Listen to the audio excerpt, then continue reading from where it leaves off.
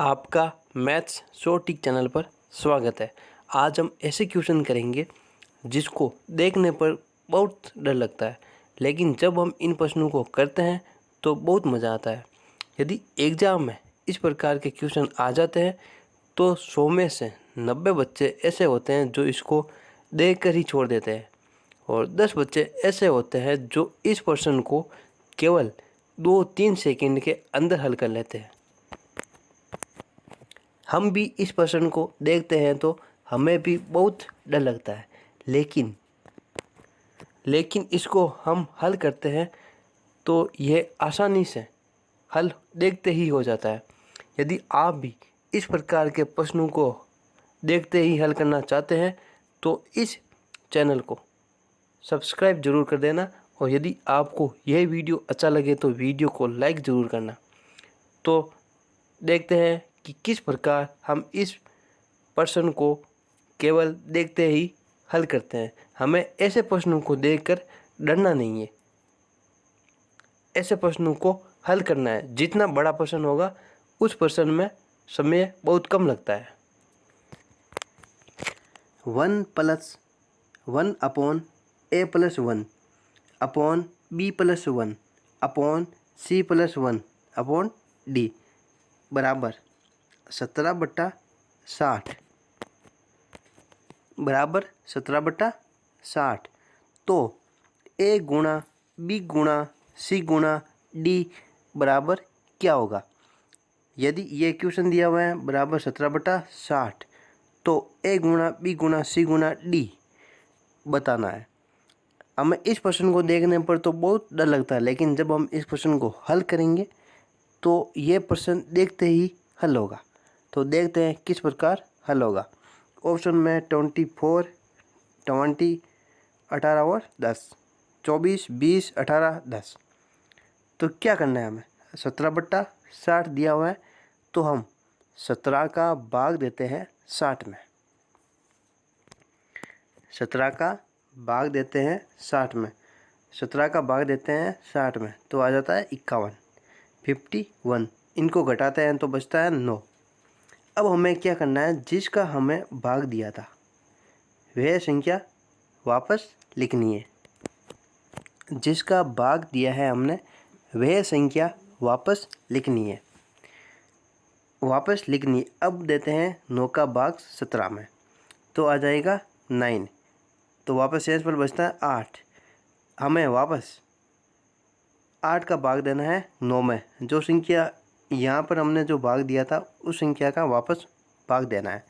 तो 8 का भाग देते हैं 9 में तो आ जाता है 1, 8, 1। अब यहाँ पर बचता है 1, तो 1 का भाग देते हैं वापस 8 में।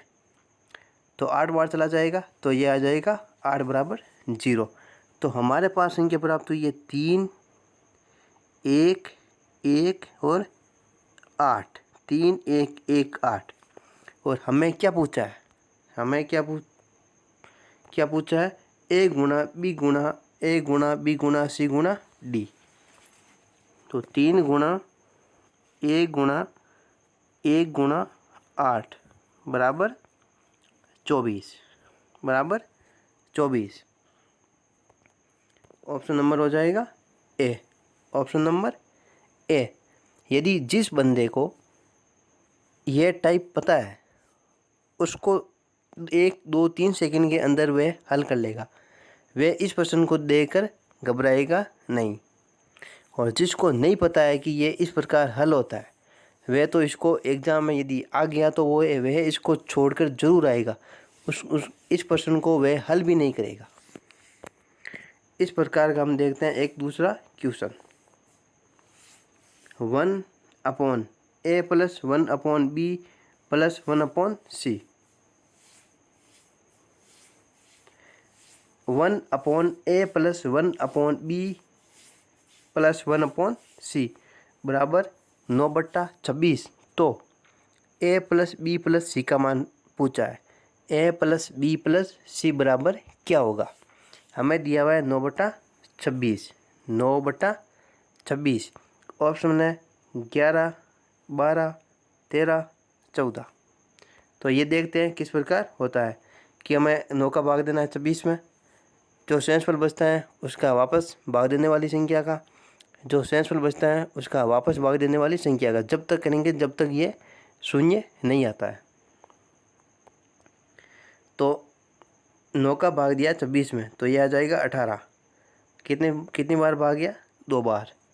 तो शेषफल बचता है 8। शेषफल कितना? 8। 8 का भाग देते हैं हम 9 में तो ये आ जाएगा 8। तो एक बार भाग गया तो ये आ जाएगा 8। शेषफल बचता है 1। तो 1 का 8 8 और 8 बराबर 0। ये हमको अंतिम 0 लाना है, तब तक हल करना है जब तक 0 ना आ जाए। तो हमें पूछा है a प्लस बी प्लस सी का मान क्या होगा? a प्लस बी प्लस सी का मान। तो हमारे पास मान प्राप्त हुआ 2, 1 और 8। a प्लस बी प्लस सी, तो 2 प्लस 1 प्लस 8 बराबर 8 2 10 और 1 11। क्या आ जाएगा? 11। Option number A. Option number आ जाएगा ए। कितना बड़ा क्वेश्चन! इस क्वेश्चन को देखने पर भी डर लगता है और हल करते हैं तो केवल 5 सेकंड में इसका हल हो जाता है। जितना बड़ा क्वेश्चन होगा उतना प्रश्न को हल करने में मज़ा आएगा और टाइम भी कम लगेगा। यदि आपको ये वीडियो अच्छा लगा तो वीडियो को लाइक करना और चैनल को सब्सक्राइब ज़रूर करना। धन्यवाद।